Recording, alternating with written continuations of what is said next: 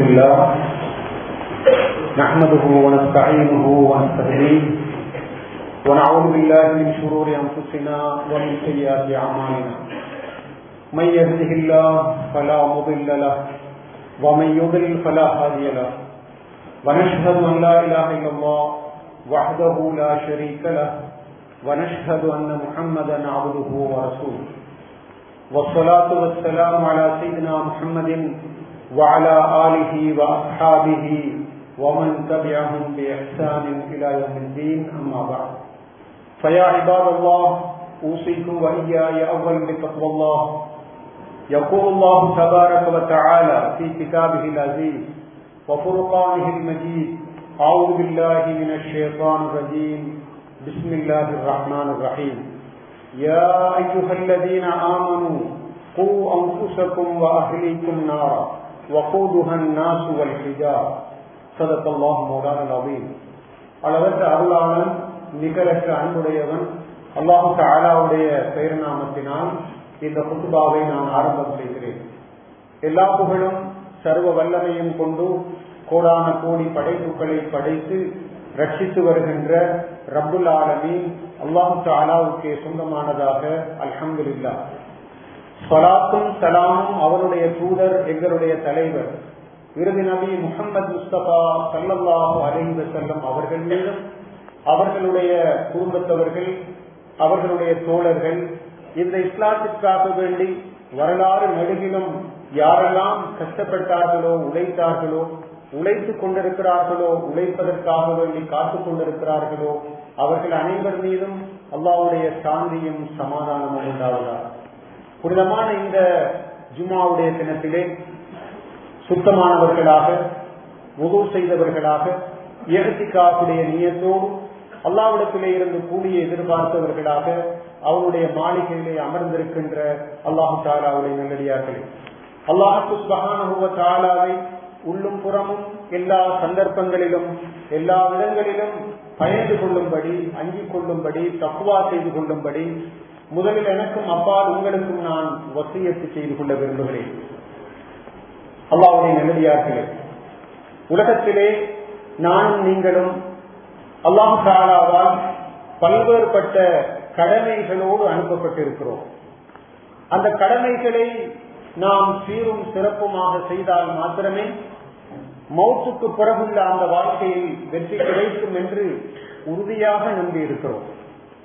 அல்லாஹ்வுடைய நல்லடியார்களே, நாம் எனது கடமைகளை சிறப்பாக சீராக அல்லாஹ்வும் அவருடைய தூதர் ஸல்லல்லாஹு அலைஹி வஸல்லம் அவர்களும் சொன்ன பிரகாரம் செய்யாவிட்டால் நாளை மறுமையிலே கடுமையான விசாரணைக்கு உள்ளாகுவோம். அல்லாஹ் பாதுகாக்க வேண்டும்.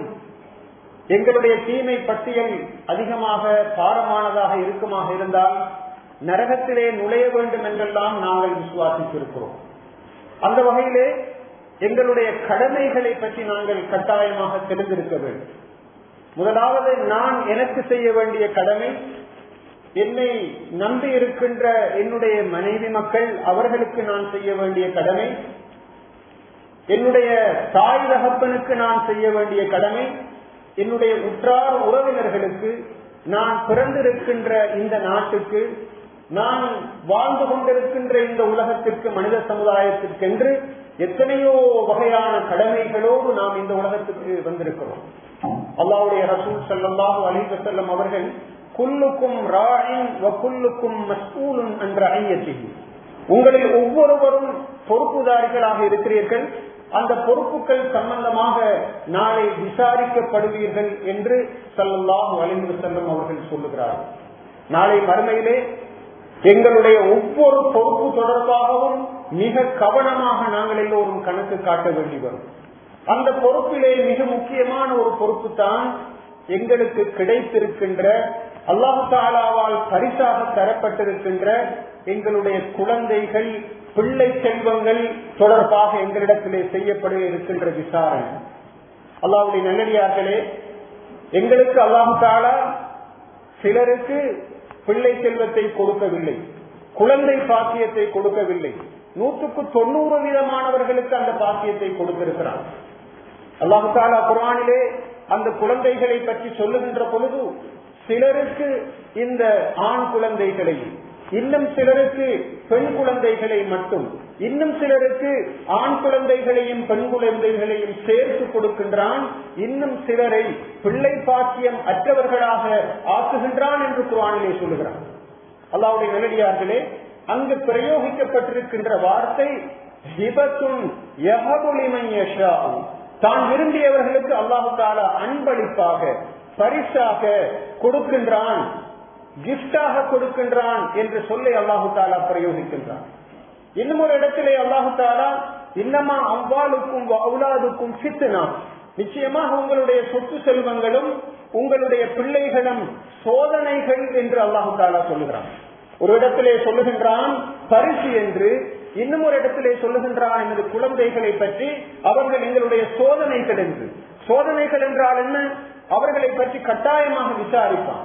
எப்படி எங்களுடைய சொத்து செல்வங்களை ஹலாலாக திரட்டினோமா, உரிய முறையிலே செலவழித்தோமா என்று விசாரிப்பது போலவே அல்லாஹ் தஆலா எங்களிடத்திலே விசாரிப்பான். ஹலாலான முறையில் தானா இந்த குழந்தைகளை பெற்றெடுத்தீர்கள், அவர்களுக்கு உரிய உரிமைகளை கொடுத்தீர்களா, அவர்களை கியாமத்துக்கு பொருத்தமானவர்களாக, உலகத்துக்கு பொருத்தமானவர்களாக நீங்கள் வளர்த்து விட்டீர்களா என்று விசாரிப்பான். அந்த வகையில் அது ஒரு சோதனையாக இருக்கிறது. அல்லாஹ்வுடைய நல்லடியார்களே, இன்னும் ஒரு குர்ஆனுடைய வசனத்திலே அல்லாஹ் தஆலா சொல்லுகின்றான், நல்லடியார்கள், அல்லாஹ் தஆலாவுடைய அடியார்கள் ஒரு துஆவை கேட்பார்களாம். அந்த துஆவிலே அவர்கள் கேட்பார்களாம், யா அல்லாஹ், எங்களுடைய பிள்ளைகளையும் எங்களுடைய மனைவிமாரையும் பார்க்கின்ற சந்தர்ப்பத்திலே எங்களுடைய இந்த கண்ணுக்கு குளிர்ச்சியை தருவாயாக என்று. அல்லாஹ்வுடைய நல்லடியார்களே, கண்ணுக்கு குளிர்ச்சி என்றால் என்ன? எமது பிள்ளைகளை பார்க்கின்ற பொழுது எங்களுக்கு ஒரு சந்தோஷம்.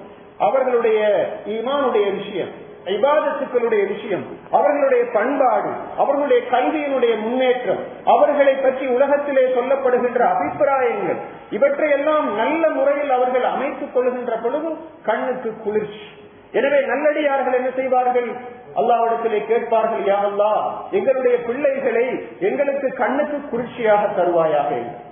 அல்லாஹ்வுடைய நல்லடியார்களே, அந்த வகையில் குர்ஆனிலே பார்க்கின்ற பொழுது பிள்ளைகளை பற்றி அவன் சொல்லுகின்றான், அவர்கள் எங்களுக்கு தரப்பட்ட பரிசுகள் என்று. இன்னும் ஒரு இடத்திலே சொல்லுகின்றான் அவர்கள் சோதனை என்று. இன்னும் ஒரு இடத்திலே சொல்லுகின்றான் அவர்கள் எங்களுடைய கண்ணுக்கு குளிர்ச்சியாக அமைய வேண்டும் என்று நாங்கள் பிரார்த்திக்க வேண்டும் என்று. அல்லாஹ்வுடைய நல்லடியார்களே, ஏன் இதனை சொல்லுகிறோம் என்றால், இப்போது இருக்கின்ற உலகத்தை கொஞ்சம் எடுத்து பார்ப்போம். எமக்கு கிடைத்திருக்கின்ற பிள்ளைகள், அவர்கள் சிறுவர்களாக இருக்கட்டும், அவர்கள் இளைஞர்களாக இருக்கட்டும், வளர்ந்தவர்களாக இருக்கட்டும், அவர்கள் எப்படியான நிலையில் இருக்கிறார்கள் என்று பாருங்கள். அல்லாஹ்வுடைய நல்லடியார்களே, இன்று சைல்ட் அபியூஸ் என்பது, சிறுவர் துஷ்பிரயோகம் என்பது இந்த நாட்டிலே மிகப்பெரிய ஒரு பிரச்சனையாக மாறி இருக்கிறது. தற்போது ஜெண்டர் பிரச்சனை என்பது ஒரு முக்கியமான பிரச்சனையாக மாறி இருக்கிறது. ஜெண்டர் ஈக்குவலிட்டி சம்பந்தமாக பேசுகிறார்கள், எல்ஜிபிடி சம்பந்தமாக பேசுகின்றார்கள்.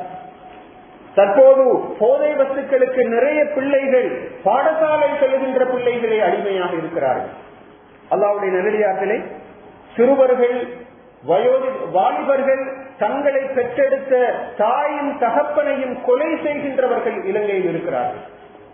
அல்லாஹ் தஆலா பாதுகாக்க வேண்டும். தங்களை பெற்றெடுத்த 10 மாதம் சுமந்து பெற்றெடுத்த தாயை, இவ்வளவு கஷ்டப்பட்டு வளர்த்தெடுத்த இந்த தகப்பனை மிக மோசமான சொற்களால் ஏசுகின்ற, கை கால்களால் அடிக்கின்ற, ஏன் மோசமான கருவிகளால் கூட தாக்குகின்றவர்களை இந்த உலகத்திலே நாங்கள் பார்க்கவில்லையா? இதற்கெல்லாம் என்ன காரணம்? இதற்கான காரணத்தை நாங்கள் சிந்திக்கின்ற பொழுது இந்த பிள்ளைகளை இந்த பெற்றவர்கள் இந்த சிறுவர்களாக இருக்கின்ற பொழுது உரிய முறையில் வளர்க்கவில்லை என்பதுதான் அர்த்தமாக இருக்கிறது. உலகத்திலே பிறக்கின்ற ஒவ்வொரு குழந்தையும் நல்ல குழந்தையாக பிறப்பதாக ஸல்லல்லாஹு அலைஹி வஸல்லம் அவர்கள் சொன்னார்கள். குல்லு மௌலூதின் யூலது அலைல் ஃபித்ரா, ஒவ்வொரு குழந்தையும் நல்ல பிள்ளையாகத்தான் பிறக்கிறது. நிச்சயமாக அதனுடைய தாயும் தகப்பனும் தான் அதனை யூதனாகவோ நசாராவாகவோ நெருப்பு வணங்கியாகவோ மாற்றுகிறார்கள் என்று ஸல்லல்லாஹு அலைஹி வஸல்லம் அவர்கள் சொன்னார்கள். எனவே ஒரு பிள்ளை கெட்டு போய் இருக்கிறது என்றால், அந்த பிள்ளையால் மற்றவர்களுக்கு தொந்தரவு என்றால், அந்த பிள்ளை ஒரு பயங்கரவாதியாக, ஒரு தீவிரவாதியாக, ஒரு கல்வனாக மாறி இருக்கிறது என்றால், அதற்கு முதல் காரணம் அந்த தாயும் தகப்பனும் என்பதை மறந்துவிடக் கூடாது. அல்லாஹு தஆலாவுடைய நல்லடியார்களே, நாம் ஒவ்வொருவரும் எமது மனதிலே கையை வைத்து கேட்டு பார்ப்போம். நாம் இவ்வளவு கஷ்டப்பட்டு பெற்று வளர்த்த பிள்ளைகளுடைய நிலை எப்படி இருக்கிறது என்று சிந்தித்து பார்ப்போம்.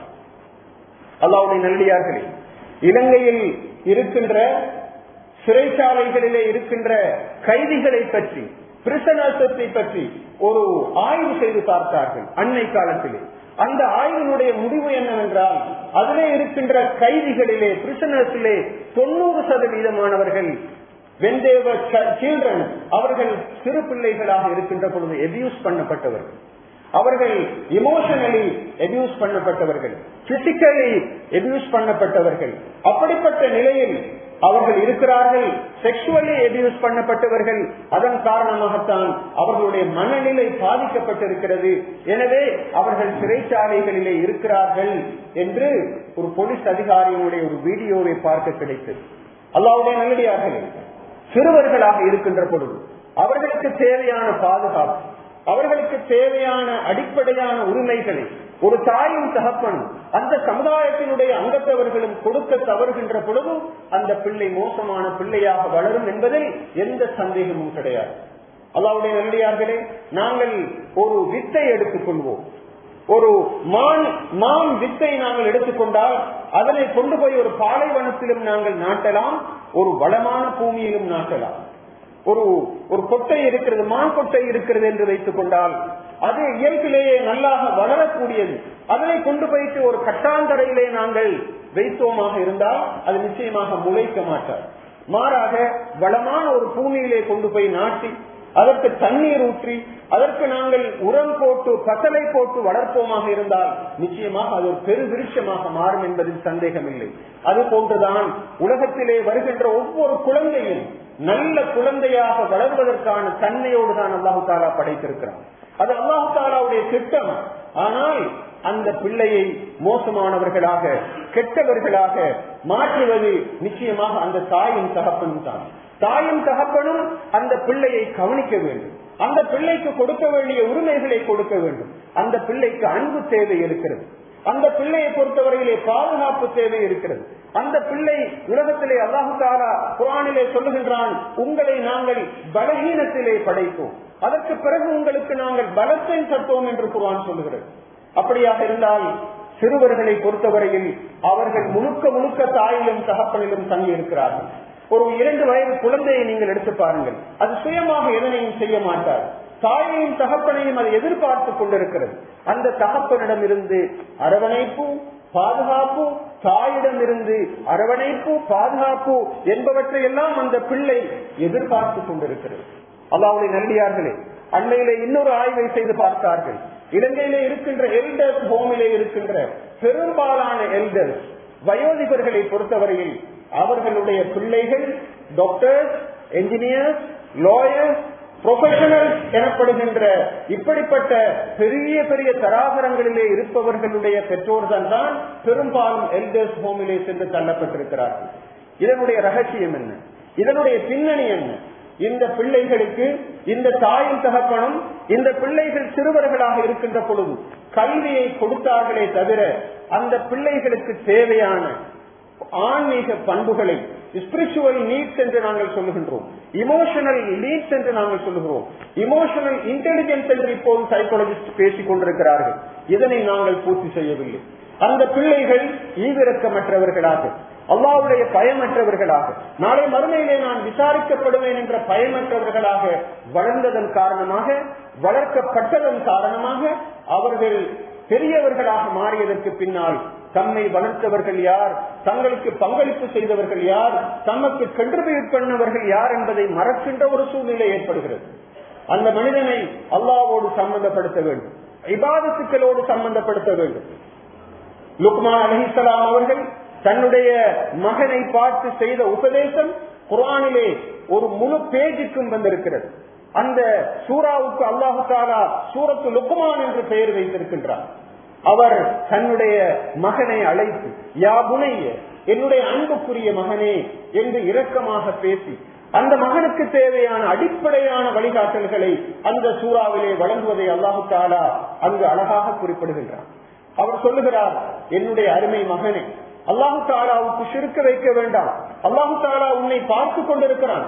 எப்படிப்பட்ட ஒரு சிறிய விஷயமாக இருந்தாலும் அவன் அதனை மறுமையிலே விசாரணைக்காக வேண்டி கொண்டு வருவான்.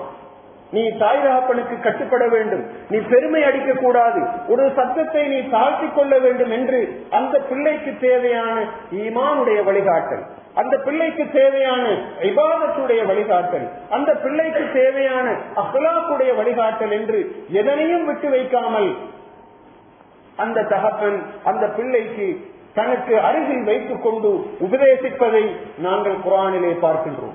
அல்லாஹு தஆலாவுடைய நல்லடியார்களே, நானும் நீங்களும் சிந்தித்து பார்ப்போம். எமது பிள்ளைக்கு தேவையான இந்த அடிப்படையான கல்விகளை, போதனைகளை, ட்ரைனிங்களை நாம் எந்த அளவு தூரம் கொடுத்திருக்கிறோம் என்று சிந்தித்து பார்ப்போம். உலகத்திலே இருந்த மிகப்பெரிய ஒரு ஃபுட்பால் பிளேயராக இருந்த ஒருவர் தன்னுடைய பிள்ளைகளை பற்றி அல்லது ஒரு சிறை கைதிகளை பற்றி அவர் ஒரு ஆய்வு செய்து பார்த்தார். அவர் பில் கிளாஸ் என்பது அவருடைய பெயர். அவர் சிறை கைதிகளை பற்றி ஒரு ஆய்வு செய்து பார்த்தார். அவர் மிகப்பெரிய ஒரு செலிபிரிட்டி.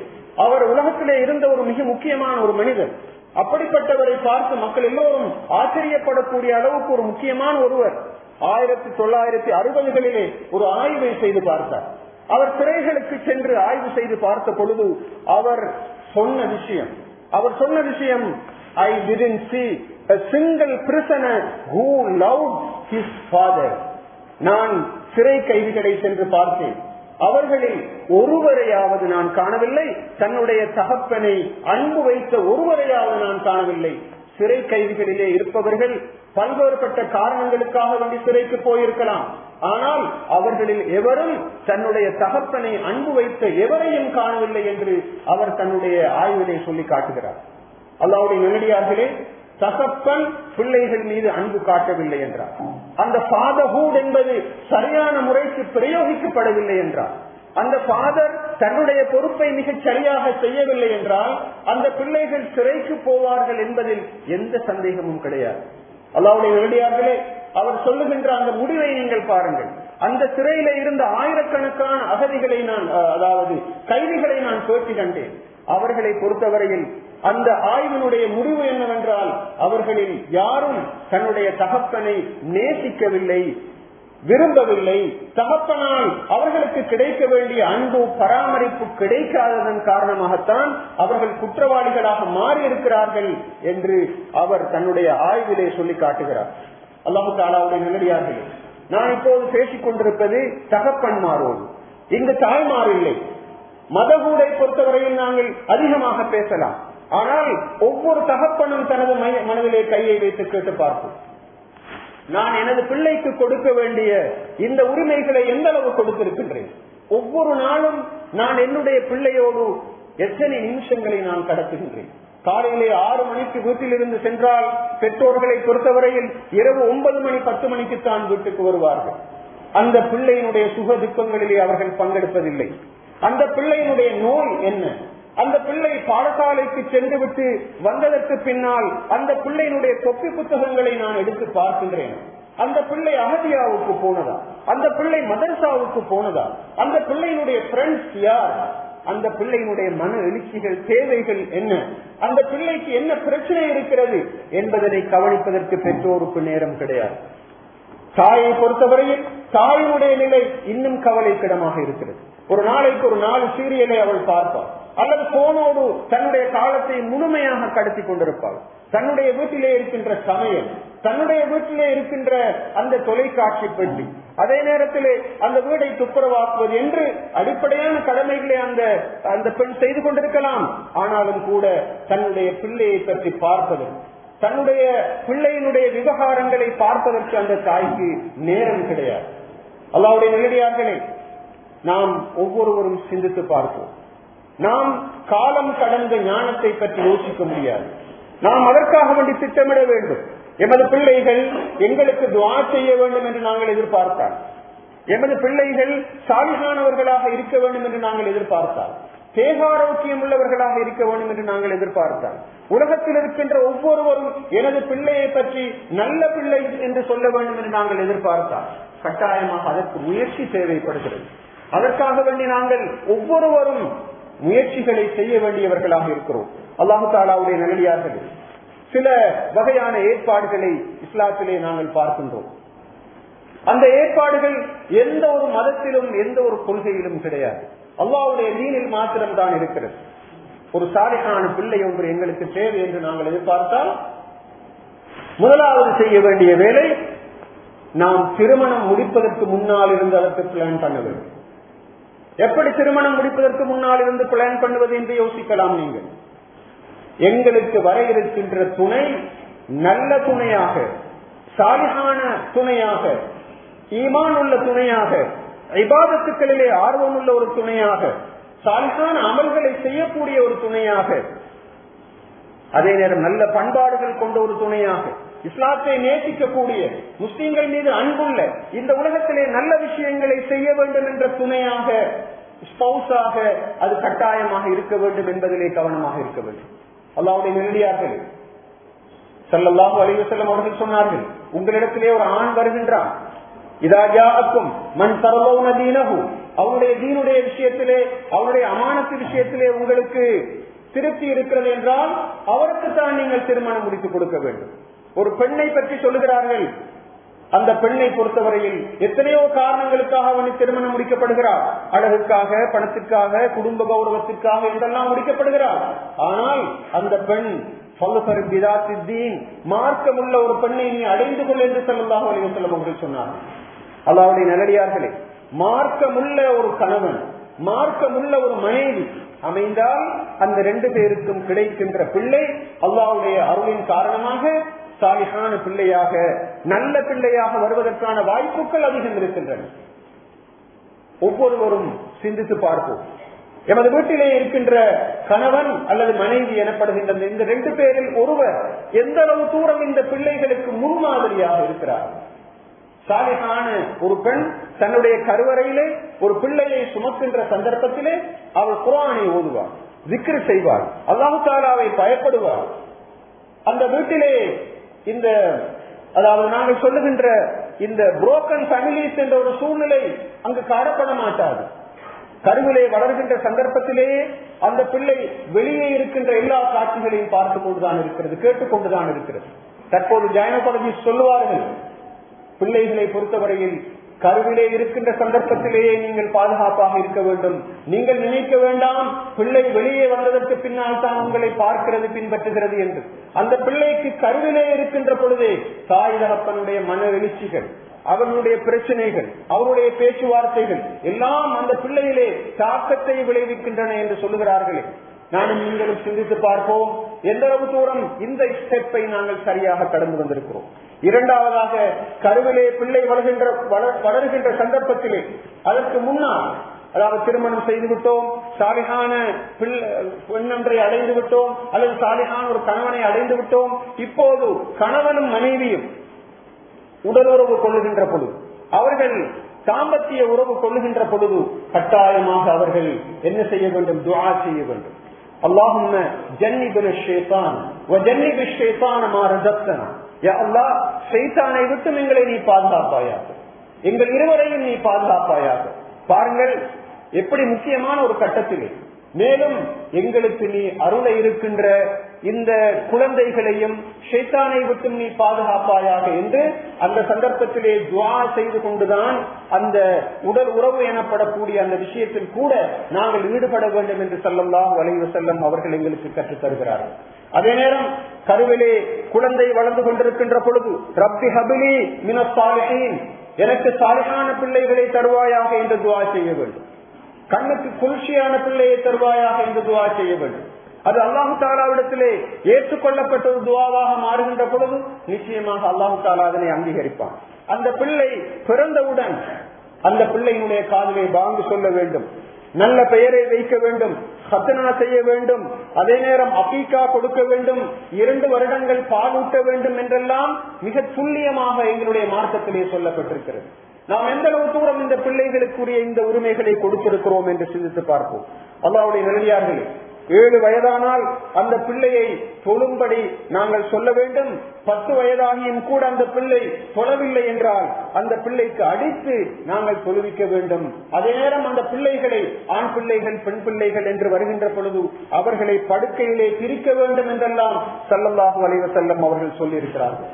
அது மாத்திரமல்ல, அந்த பிள்ளைக்கு தேவையான வழிகாட்டல்களை வீட்டிலே கொடுக்க வேண்டும். ஹலால் எது, ஹராம் எது, நண்பர்கள் யார், எதிரிகள் யார், எந்த விஷயம் அல்லாஹு தஆலாவை திருப்திப்படுத்தும், எந்த விஷயம் அல்லாஹு தஆலாவை அதாவது கோபப்படுத்தும், உடுப்பிலே எப்படிப்பட்டது, மஹரம் அஜ்னபிகள் யார். இப்போது நாங்கள் எத்தனையோ பிள்ளைகளை பார்க்கின்றோம், மிக கவலைக்கிடமான முறையிலே தமது ஆடைகளை அமைத்துக் கொண்டிருக்கிறார்கள். பெண் பிள்ளைகளுடைய ஆடைகள் மிகவும் அவலட்சணமாக இருக்கிறது. இந்த பாவத்தை இந்த தாயின் தகப்பன் கட்டாயமாக சுமக்க வேண்டும். ஒரு பெண்ணை பொறுத்தவரையில் அவளுடைய உடம்பு மறைக்கப்பட வேண்டிய பகுதிகள் இருக்கின்றன. அவற்றிலே ஒரு அங்குலமேனும் வெளியே தெரியுமாக இருந்தால் நிச்சயமாக அதற்கு பொறுப்பானவர்கள் அந்த தாயும் தகப்பனும் என்பதை மறந்துவிடக் கூடாது. பிள்ளைகளை பெற்றெடுத்து விட்டோம் என்பதோடு கடமை நிறைவு அடைவதில்லை.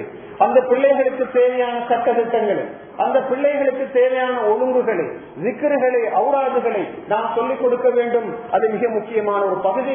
வீட்டிலே சொல்லிக் கொடுப்பதற்கு கஷ்டமாக இருந்தால் கட்டாயமாக அஹதியாவுக்கு, மதரசாவுக்கு, அதே போன்று மற்றுமுண்டான இடங்களுக்கு அனுப்பி, முஅல்லிம்களிடத்திலே அனுப்பி அவர்களுக்கு தேவையான அந்த உபதேசங்களையும் வழிகாட்டல்களையும் வழங்குவதற்கான ஏற்பாடுகளை செய்ய வேண்டும்.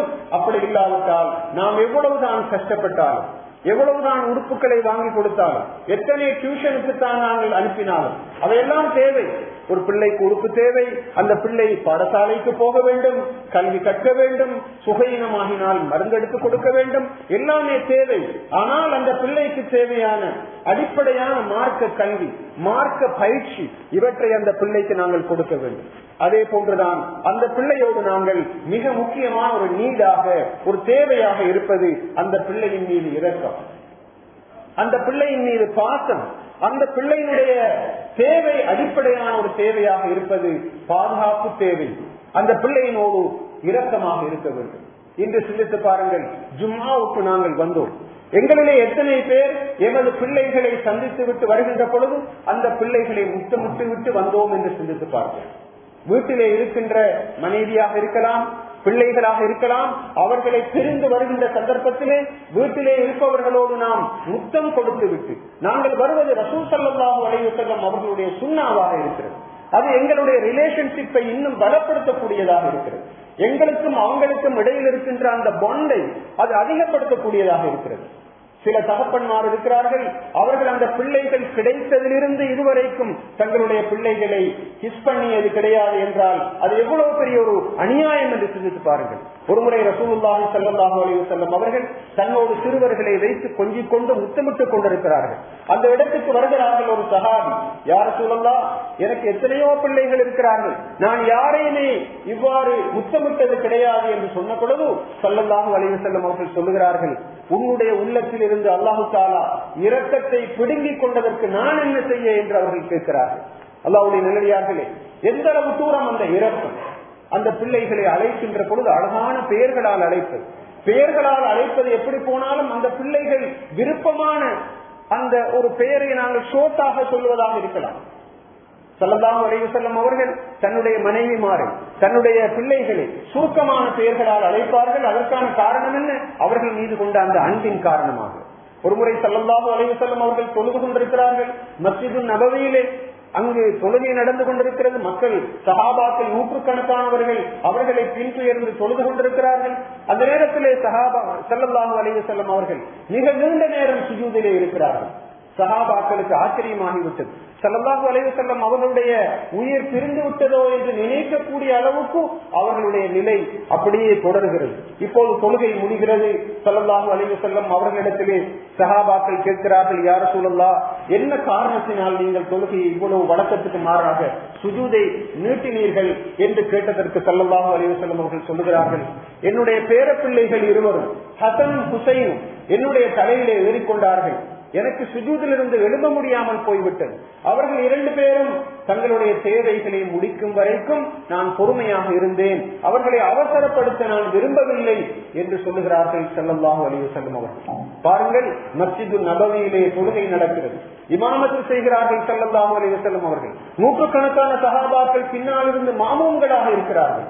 அந்த மாமூம்களுடைய நிலையை விடவும் தன்னுடைய பேரப்பிள்ளைகளுடைய மனநிலை தான் முக்கியம் என்று ஸல்லல்லாஹு அலைஹி வஸல்லம் அவர்கள் கருதுகிறார்கள். ஒருமுறை சஹாபாக்கள் ஸல்லல்லாஹு அலைஹி வஸல்லம் அவருடைய வீட்டுக்கு போன பொழுது ஸல்லல்லாஹு அலைஹி வஸல்லம் அவர்கள் தவழ்ந்து கொண்டிருக்கிறார்கள்.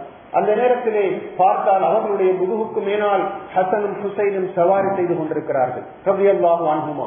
ஸல்லல்லாஹு அலைஹி வஸல்லம் அவர்கள் சொல்லுகிறார்கள், நிஅமல் ஜமலு ஜமலுக்குமா, நீங்கள் சவாரி செய்கின்ற இந்த ஒட்டகம் நல்ல ஒட்டகம், அந்த ஒட்டகத்தின் மீது சவாரி செய்கின்ற 2 பேரும் நல்ல 2 பேராக இருக்கிறார்கள் என்று சொல்லுகிறார்கள்.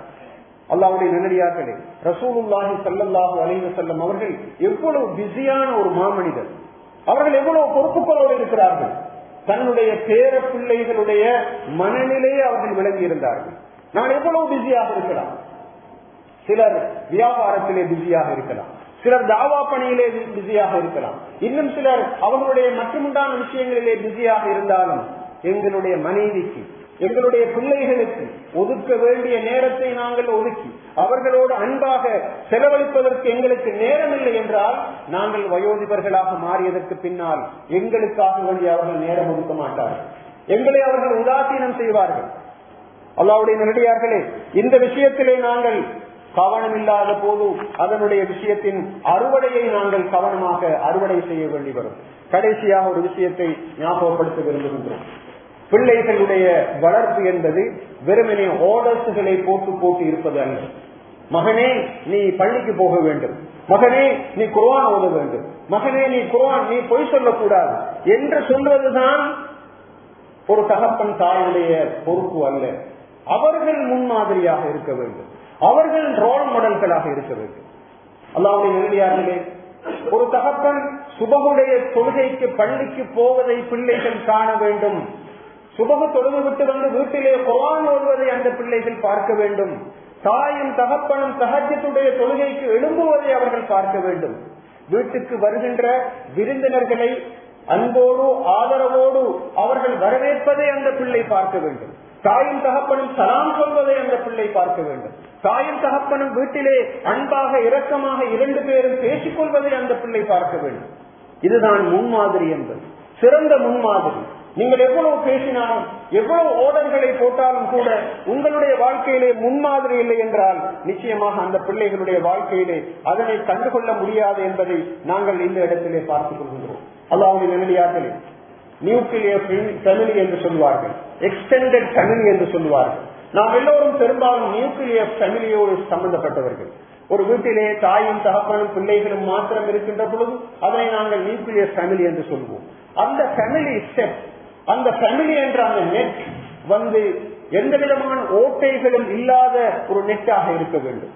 அப்போது ஓட்டைகள் அந்த நெட்டிலே இருக்குமாக இருந்தால் அந்த ஓட்டைக்குள்ளால் அந்த பிள்ளை விழுந்துவிடக்கூடிய வாய்ப்பு இருக்கிறது.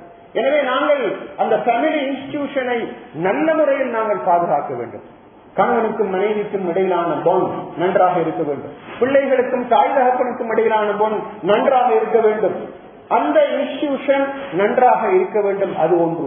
இரண்டாவதாக, சமூக நிறுவனங்களுக்கு இன்ஸ்டிடியூஷனுக்கு பொறுப்பு இருக்கிறது. பள்ளிவாசல், பாடசாலை, மதரசா, அஹதியா, இஸ்லாமிய இயக்கங்கள், சங்கங்கள், இவர்கள் இந்த பிள்ளைகளை வளர்த்தெடுப்பதற்கான நல்ல வகையான திட்டங்களை அவர்கள் வகுக்க வேண்டும். அது இரண்டாவது நெட் என்று நாங்கள் சொல்வோம், சேஃப்டி நெட் என்று சொல்வோம்.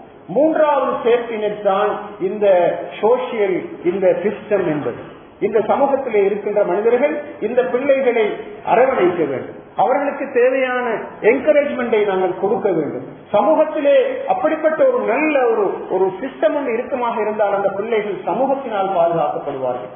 அல்லாஹ்வுடைய நல்லடியார்களே, மீண்டும் சொல்லி நாங்கள் முடிக்க விரும்புகின்றோம். தற்போதைய சிறுவர்கள் மிகப்பெரிய சேலஞ்சோடு தான் வாழ்ந்து கொண்டிருக்கிறார்கள். அவர்கள் அல்பா ஜெனரேஷன் என்று நாங்கள் சொல்லுவோம். அவர்களை பொறுத்தவரையில் அவர்களுடைய திங்கிங் பேட்டர்ன் என்பது மிகவும் வித்தியாசமானதாக இருக்கிறது. அவர்கள் வேறொரு உலகத்திலே வாழ்கிறார்கள். அவர்கள் ஸ்கிரீனுக்கு எடிக்ஷன் ஆகி போயிருக்கிறார்கள். அவர்களுடைய நண்பர்களுடைய சிந்தனைகள் எல்லாம் எங்கோ இருக்கிறது. இந்த சந்தர்ப்பத்தில் நாம் அவர்களுடைய மன எழுச்சிகளை, அவர்களுடைய உணர்வுகளை புரிந்து அதற்கேற்ப நாங்கள் அவர்களோடு உரையாடாவிட்டால், அவர்களோடு பழகாவிட்டால் அல்லாஹ் பாதுகாக்க வேண்டும், அவர்களை நாங்கள் மிஸ் பண்ண வேண்டி வரும். அப்படிப்பட்ட ஒரு சூழ்நிலை ஏற்படாத வகையில் சமூகத்தில் உள்ள எல்லோரும் சேர்ந்து இந்த பரம்பரையை பாதுகாப்பதற்கு முயற்சிக்க வேண்டும். வல்ல அல்லாஹ் தஆலா என்னையும் உங்களையும் நல்லடியார்களுடைய கூட்டத்திலே ஆக்குவானாக. யா அல்லாஹ், எங்களுடைய குழந்தைகளை பார்க்கின்ற பொழுது கண்ணுக்கு குளிர்ச்சியை எங்களுக்கு தருவாயாக. யாரெல்லாம் வழிதவறி போயிருக்கிறார்களோ அவர்களை நேரான வழியிலே நீ செலுத்துவாயாக. யா அல்லாஹ், எங்களுடைய பாவங்களை மன்னித்தருள்வாயாக. காசா பிரதேசத்திலே சிறுவர்களும் குழந்தைகள் மிக பயங்கரமான முறையிலே கொலை செய்யப்பட்டுக் கொண்டிருக்கிறார்கள். இந்த சந்தர்ப்பத்தில் அவர்களை நீ பாதுகாப்பாயாக. யா அல்லாஹ், உன்னுடைய அருளை கொண்டு அவர்களை அரவணைப்பாயாக. யா அல்லாஹ், மௌத்தாகக்கூடிய சந்தர்ப்பத்திலே கலிமாவோடு மௌத்தாகக்கூடிய பாக்கியத்தை